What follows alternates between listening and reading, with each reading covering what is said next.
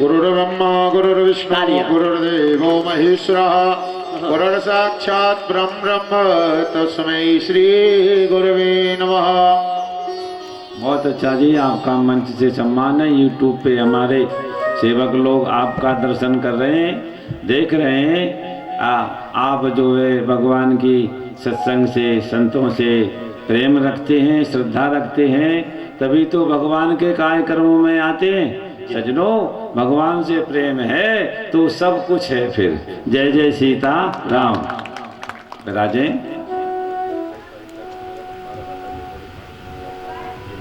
बहुत अच्छा, आप बहुत अच्छा काम करते हैं। विशाल भंडारा करते हैं 28 तारीख को, बहुत अच्छी बात है। आपको जो है धन्यवाद है। और निश्चित रूप से अच्छे काम का तो फिर नतीजा अच्छा ही होता है। जय जय सीता राम। विराजे। सजनों, मानना आपके हाथ की बात है। मानना किसकी हाथ की बात है? बोलो जरा जोर से बोलो, हाथ वाले हाथ उठा के बोलो। मानना किसके हाथ की बात है? भगवान के हाथ की? नहीं नहीं, यही तो कमजोरी है। मानना किसके हाथ की बात है? ऊपर वाले के हाथ में। वो तो वो ही मनवाएगा महाराज, ऐसे कौन किसी को मानता है? मूर्खता कि नहीं? इससे बड़ी मूर्खता दुनिया में कहीं नहीं दिख सकती, कहीं नहीं दिख सकती, कहीं नहीं दिख सकती। कि आज मैं इतना इतना इतना वो हो गया, मेरे को शब्द नहीं मिल रहा है। क्या शब्द बोलूं कि हम वो यहाँ तक आ गया। भगवान सजते सजते सजते होते होते यहाँ तक आ गए, उसके आंगन तक। अब वो कहता महाराज वो तो वो ही मनवाता है। वो ही मनवाता है तो मानता है आदमी, नहीं तो ऐसे कौन किसको मानता है। सजनों, ये बहाने आप मत बनाओ, ये कब तक चलेंगे? सजनों, क्यों भूलते हो कि ये हाड़ मांस का चाम है। हड्डी मांस के चाम को चमड़े से भगवान ने मढ़ दिया। यदि चमड़ा का ऊपर से पॉलिश नहीं करता ना तो चील गौए खा जाते अपने को। ऊपर से ही घूमते हैं ना अपन, तो पीछे से टोंच मार मार के चील कौए पूरा शरीर खा जाते अपने को। तो कृपा है, उन्होंने चमड़ा मढ़ दिया इस पे। जय जय सीता। सच बात है कि नहीं? वो चमड़ा नहीं मढ़ा होता तो कुत्ते का भोजन है ये, बिल्ली का, कुत्तों का, पक्षियों का भोजन है ये शरीर, जिसके पीछे मर मिट रहे हैं, नींदें हराम हो रही हैं। जय जय सीता राम। कुछ भी करने को तैयार हैं, आकर ये शरीर की औकात है क्या? कौन सा ऐसा अंग है जिस अंग से जो है गंदगी ना निकालता हो ये शरीर? बोलो ईमानदारी से। सब जानते हैं, कोई भी ऐसा नहीं है जो शरीर की सच्चाई ना जाने, पर जानबूझ के छिपाते हैं उसको, जानबूझ के इग्नोर करते हैं, जानबूझ के नकारते हैं, जानबूझ के। क्या बताऊं मैं आपको, शब्द नहीं मिल रहा। सबको पता है, सबको पता है मेरा शरीर हर चीज से गंदगी फेंकता है। बालों में अलग पसीना आए, उसमें अलग चूजे पड़े, कान में देखो तो अलग, आंखों में देखो तो अलग, मुंह में देखो तो 2 दिन तो मंजन मत करो तो देख लो मुंह की दुर्दशा क्या होगी।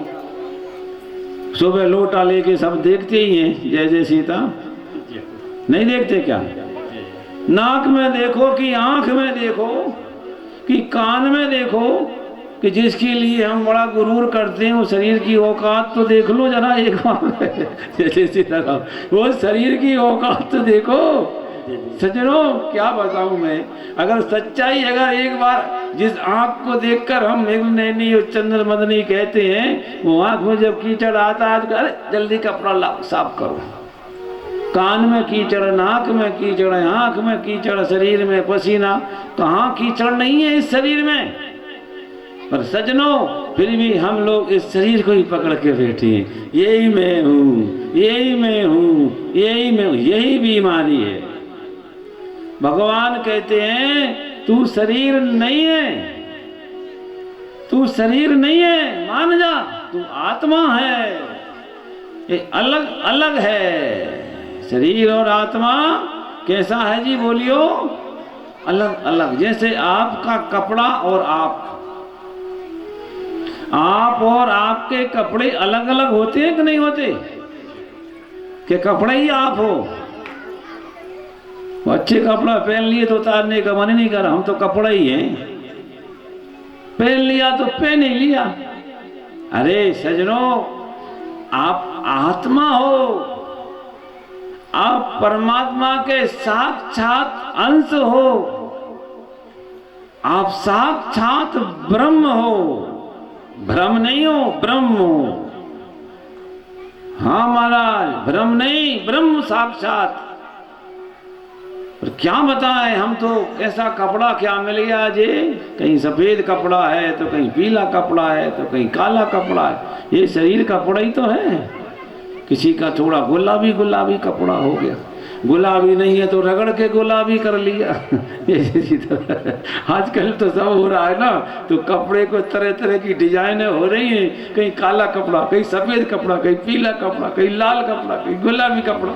ये शरीर तो उसको पहन लिया तो उतारने का मन ही नहीं करते, और ये कहते हैं कि ये कपड़ा ही हम हैं। यह है बीमारी 100 की 1, यहाँ से 1000 बीमारियां पैदा हो रही हैं। तो इसलिए सबसे पहले ये मानो कि तुम कपड़ा नहीं हो, तुम कपड़ा को पहनने वाले हो, अर्थात तुम शरीर नहीं हो, शरीर को बनाने वाले। शरीर अलग है, तुम अलग हो। बोलो शंकर भगवान की जय। जब तक ये बात समझ में नहीं आएगी ना तो ज्ञान होगा, ना भक्ति होगी, और ना काम करोगे। बार बार शरीर को देखोगे, दुबरो होगा मैं, कालो होगा मैं, सफेद हो गया मैं, रूप में जा रहे हैं हम, देखना कितने काले हो गए हम। काले गोरे देखते रहना, ना तो ढंग से मेहनत होगी, ना ढंग से तपस्या होगी, ना भक्ति होगी, ना ज्ञान होगी। सजनों, इसलिए शास्त्र का सिद्धांत पकड़ के चलो कि मानो मानो, जैसे पानी को आप माँ मान रहे हो, नर्मदा मान के तो देखो, ऐसे ही आप मान के देखो मैं शरीर नहीं हूं, मैं आत्मा हूं, जबकि ये सच है। परंतु आप मान के तो देखो कि शरीर में नहीं हूं, फिर देखना आपका शरीर भी और ज्यादा चमकने लगेगा, और ज्यादा सुंदर हो जाएगा, और ज्यादा बलवान हो जाएगा, और महकने लगेगा। पर शरीर से दूर हटके देखोगे तो और ज्यादा जलवा दिखेगा, और शरीर में मिले रहोगे ना तो बात नहीं बनेगी, नहीं बनेगी, नहीं बनेगी और नहीं बनेगी। बोलो शंकर भगवान की जय हो। भले ही मत बोलो, हमारा तो कार्यक्रम हो ही गया। अब जय जय सीता राम। अब आप जय नहीं बोल रहे तो मत बोलो, हमारा क्या है। जय जय सीता। पर सच बात है, एक नंबर की बात है, सच्ची बात है। मैया साक्षात कहती है, बेटा माने तो सब कुछ है। अब तू ना तो तेरी आत्मा को परमात्मा मान रहा, और ना पत्थर का बनाए भगवान तो उसको भी मान रहा, ना मिट्टी को मान रहा, ना गोबर को मान रहा, ना साक्षात वो राम कृष्ण बन के आए ना उनको मान रहा है, ना तू निराकार को मान रहा, ना तू निराकार को मान रहा, ना तू निराकार को मान रहा। तो तुझे बता भैया, अब तेरे बुरे दिन क्यों नहीं आएंगे, क्यों नहीं आएंगे, इसका उत्तर दो। अर्थात अवश्य आएंगे, अवश्य आएंगे, अवश्य आएंगे। इसलिए सजनों, मानो तो मैं गंगा माँ हूं, ना मानो तो बहता पानी। मानो, क्या मानो कि साक्षात भगवान तुम्हारे हृदय में बैठे। इससे बढ़िया सम्मान इस शरीर का और क्या होगा। साक्षात भगवान, दुनिया जिनकी भक्ति करती है, जिन्होंने अनंत ब्रह्मांड बनाए हैं, वो भगवान हमारे इस हृदय में, इस शरीर में बैठा है। कितनी बड़ी बात है। जरा से कोई छोटे मोटे नेता बड़े इधर अपने किसी घर में आ जाते हैं तो फोटो खिंचा खिंचा के दुनिया को बताता है, अरे हम इनके साथ हैं, अरे वो इतना बड़ा, इतना ब्रह्मांडों का मालिक हमारे साथ परमानेंट बैठा हुआ है, उसकी गर्मी क्यों नहीं दिखाते। जय जय सीता। देखो भाई, एक कथाएं हैं, भक्तों के लिए होती हैं। भक्त समझते हैं इस बात को कि हाँ इस बात में कितना दम है। इसलिए सजनों गर्मी करो तो एक अपने आत्मा परमात्मा की गर्मी करो। मेरे पास भगवान है और क्या चाहिए मेरे को, भगवान है तो सब है। जब सरकार मेरी है और वो मेरे पास है तो फिर मेरा कौन सा काम नहीं होगा। जय जय सीता, कौन सा नहीं होगा बताओ। अर्थात सभी काम होंगे, ऐसा मानो मानो और मानो। अस्तु। तो मेरे भगवान हमारे आपके सामने निराकार बन के बह रहे हैं। अब क्या चाहिए हमको, बस केवल माने। ये नर्मदा पुराण से ही समझ में आई बात। देखो भगवान कितने सुलभ हैं। देखो सज्जनों, मैया हम पर कितनी कृपा करती है। हमारे घर में आ गई, आंगन में। अब यहाँ से कितना दूर पड़ती है नर्मदा मैया, कितना दूर पड़ती है बताओ। 10 किलोमीटर, बस 10। वो गाडरवारा, गाडरवारा कितना किलोमीटर पड़ता है? 14-15 है ना।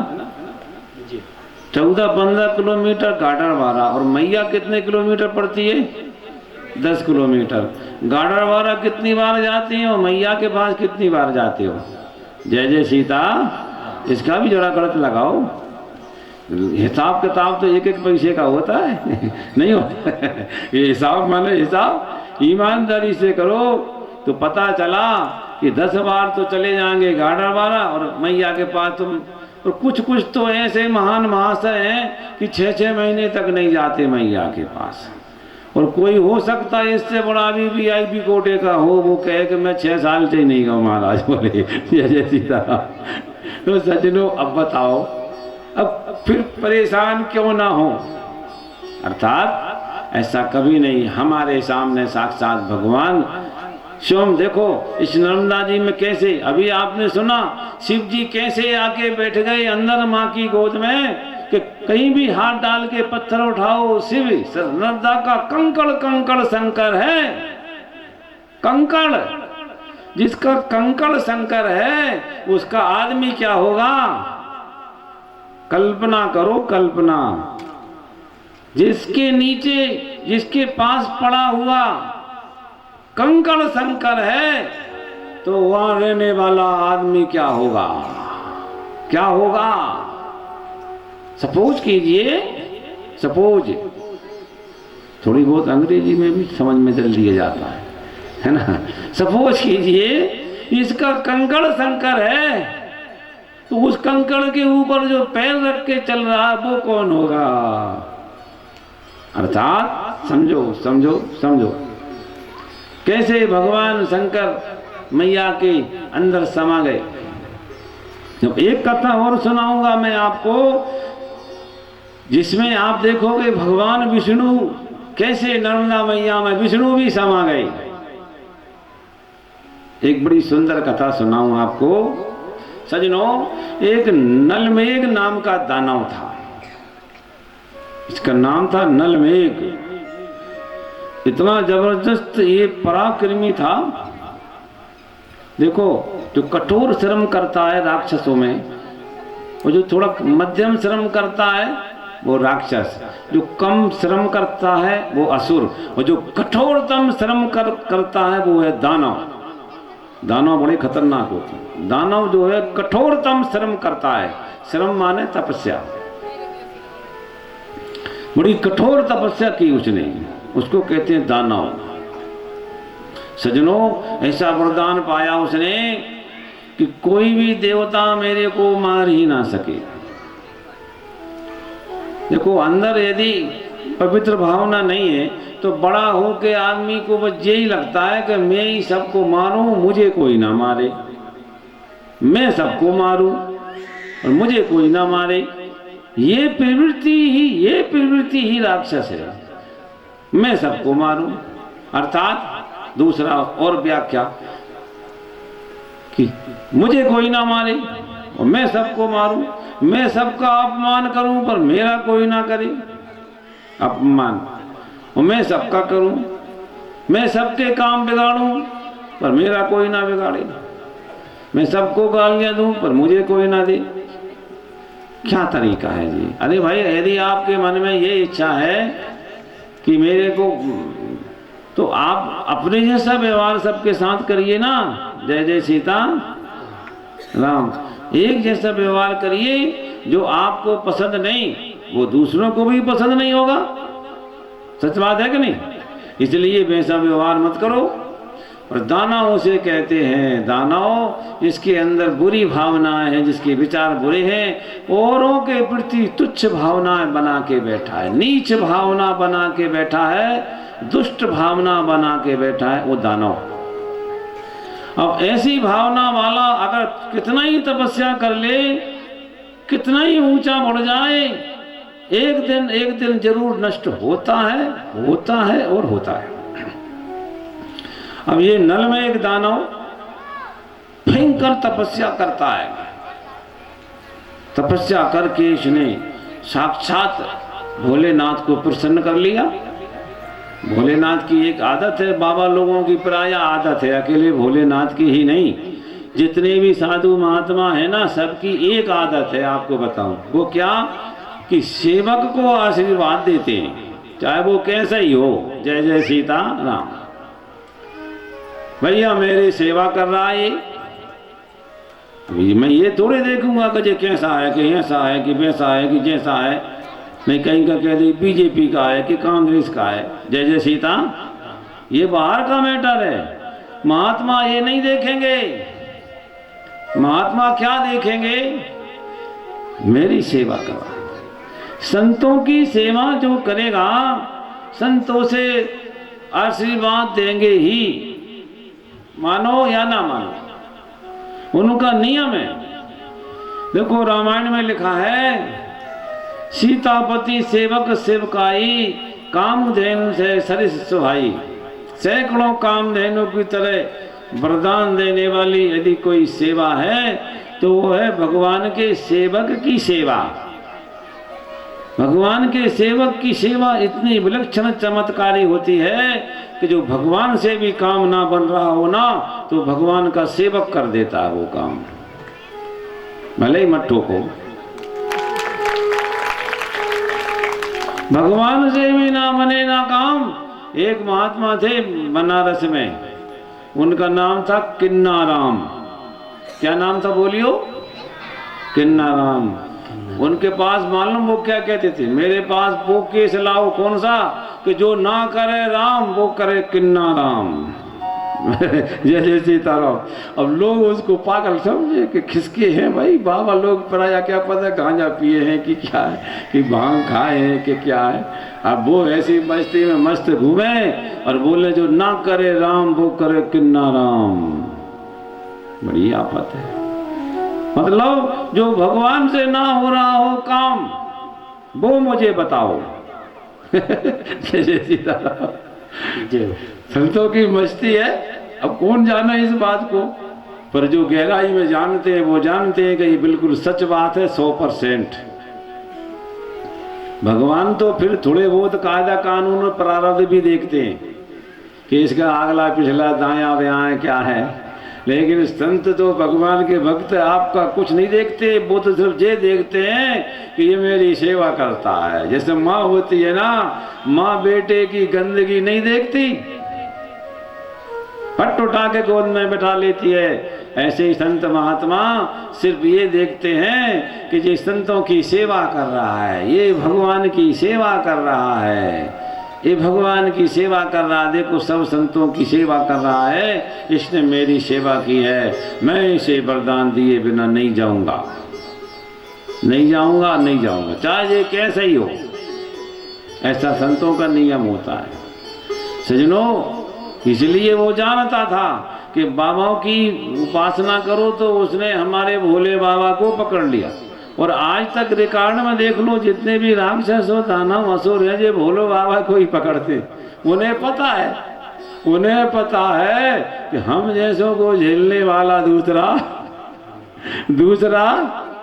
कोई नहीं है।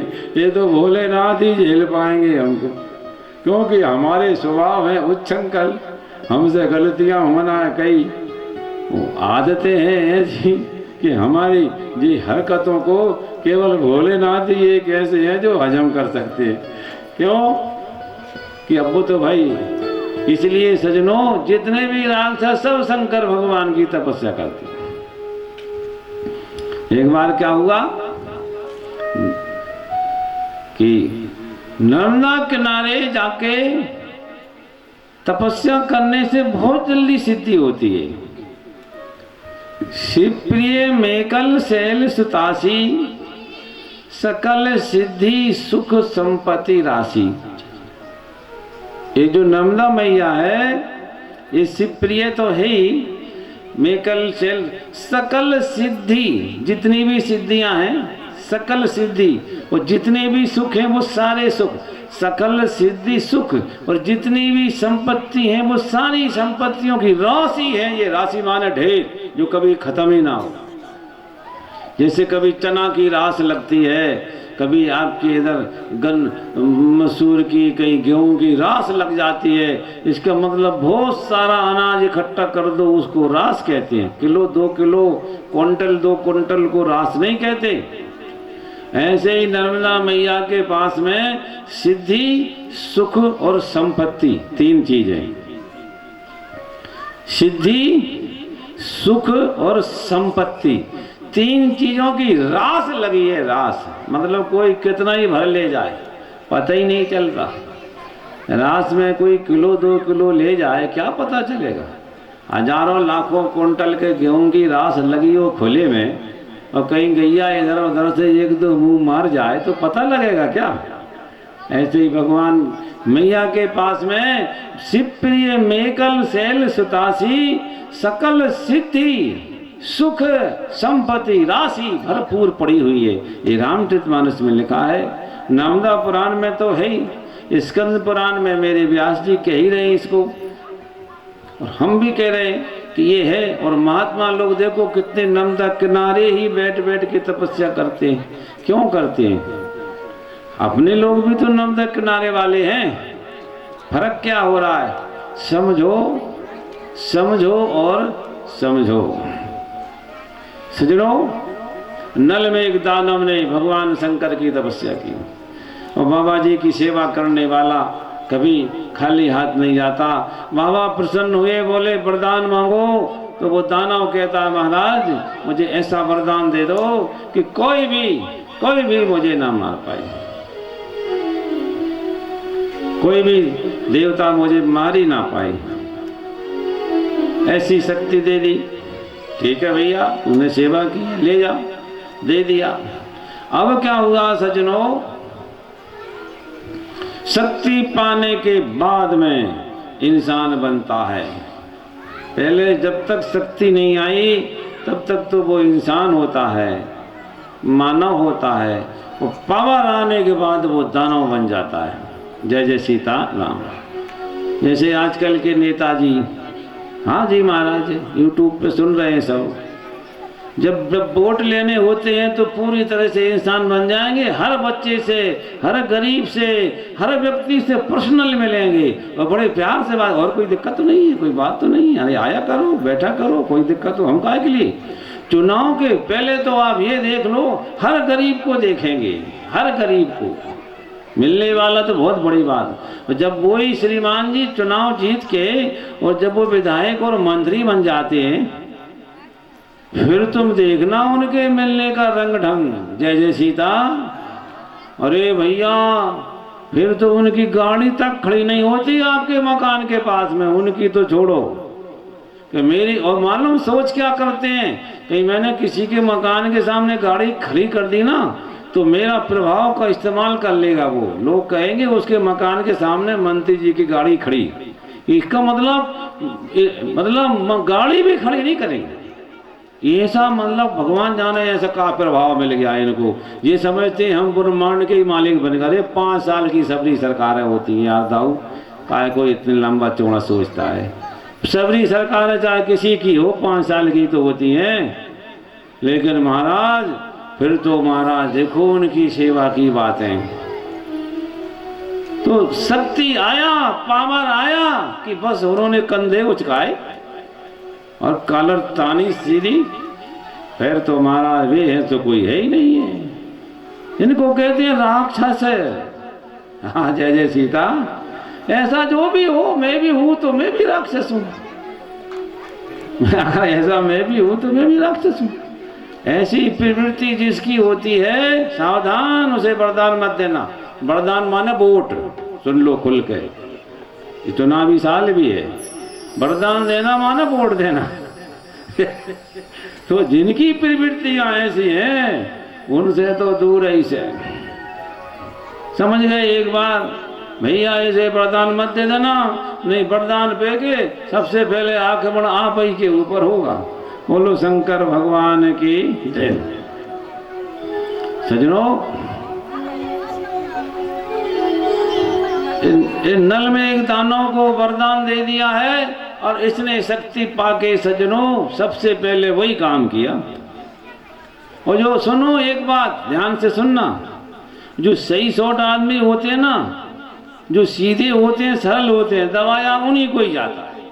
क्योंकि जो पहले से ही थोड़ा 4 जीरो है तो उससे तो सब दाएं बाएं होंगे। ये रामायण में लिखा है कि वक्र चंद्रमय गिरसे न राहु, टेढ़ जान बंदई सब काहू।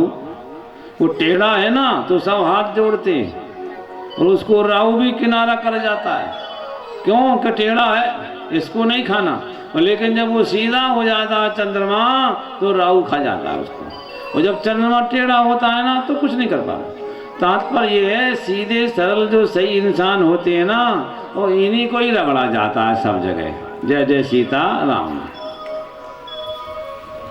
सजनों सावधान, गुरु का काम है कि आपको समझाना, आगे आपकी मर्जी। सजनों, नल में एक दानव ने बाबा जी की सेवा की, वरदान पाके अब पड़ा देवताओं के पीछे, अब पड़ा अच्छे लोगों के पीछे, अब पड़ा धर्मात्माओं के पीछे। वो सारे देवता धर्मात्मा भागे तो किधर भागे? जो देवताओं का राजा है उसके पास गए कि भैया आप हमारे राजा हो। तो देवताओं के राजा आए कि हाँ चलो मैं देखता हूँ। तो देवताओं के राजाओं की भी नहीं चली उसके पास, क्योंकि बाबा जिस पे मेहरबान हो जाए ना, उसका देवता भी कुछ नहीं बिगाड़ सकते, देवताओं का राजा भी कुछ नहीं बिगाड़ सकता। अब वो शंकर जी की वजह से इंद्र की भी ना चली, इंद्र भी भागे। बोले जब हमारा राजा ही भाग रहा है, जब राजा ही भाग रहा है हमारा, तो हमारी क्या विसाद है? तो सारे देवता, सारे सेनापति जितने भी थे, जब हमारा राजा ही हुए मैदान छोड़ के भाग रहा है, तो भैया भाग लो, अब कोई उपाय नहीं है, सारी आशाएं खत्म, अब कोई उपाय नहीं है। जब हमारा राजा ही भागने लगा, वो भाग के गए, बोले देखो भाई। अब फिर गए ब्रह्मा जी के पास में, ब्रह्मा जी को अपना रोना सुनाया, हुजूर ऐसी ऐसी बात है, अब हम क्या करें?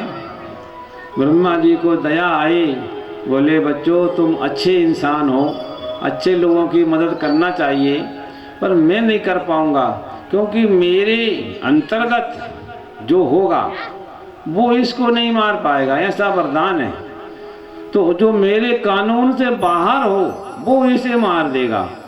तो बोले विधाता के कानून से बाहर कौन है? बोले मेरे कानून से बाहर विष्णु जी हैं। चलो विष्णु जी के पास चलें, वो चाहे तो मेरा कानून पलट सकते हैं, बदल सकते हैं, कोई भी कानून। जैसे मान लो किसी भी कहीं का भी कानून हो, यदि आपकी संसद चाहे तो कोई भी कानून बदल सकती है, बशर्ते बहुमत होना चाहिए, नहीं बदल सकती है। तो ये कानून को विष्णु जी चाहें तो कर सकते हैं। तो ब्रह्मा जी के साथ इंद्र के साथ और भी सारे देवता विष्णु जी के पास गए। अब विष्णु जी महाराज उस समय सेन योग निद्रा में थे और योग निद्रा में आराम कर रहे थे, तो उनकी निद्रा पूरी हुई नहीं। तो उन्होंने जाके, ब्रह्मा ने, इंद्र ने, देवताओं ने जगाया, हाथ जोड़ के प्रभु दुनिया के पालन करने वाले, हे विधाता के कानून को भी पलटने वाले, हे देवताओं के भक्तों के रक्षक, हे नारायण महाविष्णु, हे प्रभु, हम देवता लोग हैं, आपकी शरण में आए हैं, आपके चरणों में गिर के प्रणाम करते हैं, हमारे अपराध क्षमा करो। देखो हम आपकी बनाई हुई सृष्टि में दुख पा रहे हैं, हमारे दुख को दूर करो। आप जगत के स्वामी हो, जगत का पालन करते हो, रक्षा भी आप ही करते हो, आप ही ने सृष्टि बनाई है, सबके मूल में आप बैठे हो, हम आपके हैं, आपके भगत हैं, आपको नमस्कार करते हैं। हम दुखिया की पुकार सुनो, हमारे दुख दूर करो। इस तरह से प्रार्थना की। जैसे ही प्रार्थना की तो नारायण जो है ब्रह्मा की प्रार्थना से अपनी योग निद्रा छोड़ के आंखें खोल के पूछते हैं, क्या बात है देवताओं लोग, क्यों परेशान हो रहे हो? आपने मुझे सोते हुए क्यों जगाया भाई? क्योंकि सोते हुए जगाना ठीक नहीं है किसी को। कोई भी आदमी सो रहा हो तो उसके जगाना ठीक नहीं है। तो महाराज कभी जगाना पड़े तो क्या करें? तो जगाना पड़े तो सुन लो, या तो उसकी बेटी हो तो बेटी से कहो तू जगा दे, या बहन हो तो उससे कहो तू जगा दे, या धर्म पत्नी हो तो उससे कहो तू जगा दे, बस। या गुरु जगा सकते, और कोई जगाएगा तो वो जगाने वाले पे ताव कसेगा फिर। जय जय सीताराम। ये लिख लो आप लिख लो इस बात को। वो जो जागने वाला ना जगाने वाले पे ताव कसेगा। इसलिए सब है, किसी को जगाना हो तो तुम हाथ मत डालो इस केस में। वो बोलेगा नहीं लेकिन गुस्सा हो जाएगा, इसलिए तुम उसकी माँ से कह दो। माँ से नहीं, माँ से गुस्सा नहीं होगा, बेटी से भी गुस्सा नहीं होगा। बेटी जगा देगी, बेटिया तो पापा पापा पापा, तो हाँ बेटा क्या है, कोई दिक्कत नहीं होगी, वो बेटी जगा देगी। बेटी जगा देगी है ना, और माँ जगा देगी। माँ प्यार से बोलेगी अरे भैया उठ जा लाला, देर हो गई, तो वो माँ से नाराज नहीं होगा, बेटी से नाराज नहीं होगा, बहन से भी नाराज नहीं होगा, लेकिन अब गुरु महाराज से भी नाराज नहीं होगा। गुरु महाराज अगर रात को 2 बजे भी जगा दे, देखे गुरु जी है तो जी गुरु जी, जी गुरु जी, गुरु जी से भी नाराज नहीं होगा। पर गुरु के अलावा, माँ बहन और बेटी के अलावा और कोई तीसरा व्यक्ति अगर और अलग व्यक्ति कोई जगाएगा ना, तो वो जाग के सबसे पहले क्या वो उसी पर जागने के बाद गुस्सा निकालेगा। इसलिए इन्होंने कहा भाई विष्णु को जगाने के लिए ब्रह्मा जी को ही आगे करो। आधी नींद में जगाना है, अपने बस की नहीं है। अब ब्रह्मा जी हैं तो ब्रह्मा जी को आगे करके पीछे खड़े होकर ऐसे जगाया था। तो फिर भी कहते हैं आगे ब्रह्मा देखे तो विष्णु जी थोड़े अरे बोले भूदेव और ब्रह्मदेव आप, हाँ बोले महाराज थोड़ी सी आप, तो ठंडे हो गए विष्णु। फिर देवताओं तरफ देखा तो फिर कोई बात, बोले भाई क्यों किस लिए जगाया भाई? मैं तो आपके किसी में हूँ नहीं, मेरा तो जीवन दुनिया अलग है, मेरे को तुम्हारे कोई लेना देना नहीं। तुम्हारी क्या विधानसभा क्या कार्रवाई है, तुम क्या करते हो क्या नहीं करते हो, अपने अपने कर्मों का फल दुनिया पाती है। मैं तो अपने भजन में ध्यान में योग निद्रा में रहता हूँ, मेरे को क्यों जगाया? तो रो रो के अपनी बात सुनाई। तब विष्णु भगवान संकल्प करते हैं, मेरे प्रिय देवताओं धर्मात्माओं, हे ऋषि मुनियों, मैं आपको वचन देता हूँ, जो भी ऋषि मुनियों को, धर्मात्माओं को, देवताओं को, महात्माओं को, धर्म को जो नुकसान पहुँचाएगा, मैं उसे निश्चित रूप से मारूंगा मारूंगा मारूंगा। आप बेफिक्र हो जाओ, मैं जाता हूँ उस नल मेघ को मार के आता हूँ। भगवान नारायण गए सामने, धड़ से नल मेघ के सामने बड़े गुस्से में खड़े हुए, अरे दुष्ट, तेरे को शक्ति बाबा ने इसलिए दी थी कि तू दुनिया को परेशान करेगा। आज तूने अच्छे लोगों की नाक में दम कर रखी है, ये बेचारे सीधे साधे आदमी भागे भागे मारे मारे फिर रहे हैं, इनकी किस तरह से जिंदगी जी रही है। तू यहाँ बैठा बैठा उनकी सारी चीजें खींच खींच के घर पर बैठा है, बैलेंस बना के अरबों खरबों का। जय जय सीता। और दुनिया बेचारी तरस रही है, वो सारी चीजें तूने अपने पास मुट्ठी में रख ली। बड़ा गुस्सा आता है भगवान को ऐसे लोगों से। अरे भाई मिल बांट के खाओ पियो, सुख तो बांटने की चीज है, ऐसा कहते हैं भगवान। भगवान ने कुछ दिया है तो सबको थोड़ा थोड़ा दो। अकेले रख के बैठ गए, किसी को नहीं दूंगा, मैं ही खाऊंगा, लक्ष्मी है तो मेरी, धरती भी सब मैं ही खरीदूंगा, और जितनी अच्छी सुंदर सुंदर स्त्रियां हैं वो भी मैं ही, तुम नहीं दोगे तो जबरदस्ती, प्रतिष्ठा भी मैं ही, सबरी सीटों पे मैं ही बैठूंगा। समझ रहे ना बात को? क्या है ये तमाशा? अरे औरों को भी तो मौका दो भाई। जय जय सीता, भले ही मत ठोको आप। बात तो सच्ची है ना।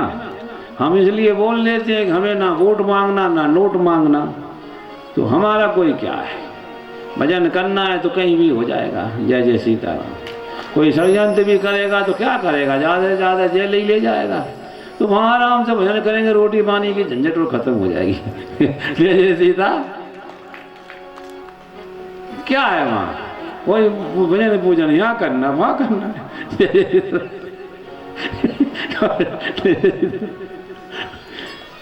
आना फ्री जाना फ्री, पकड़ गई तो खाना भी फ्री।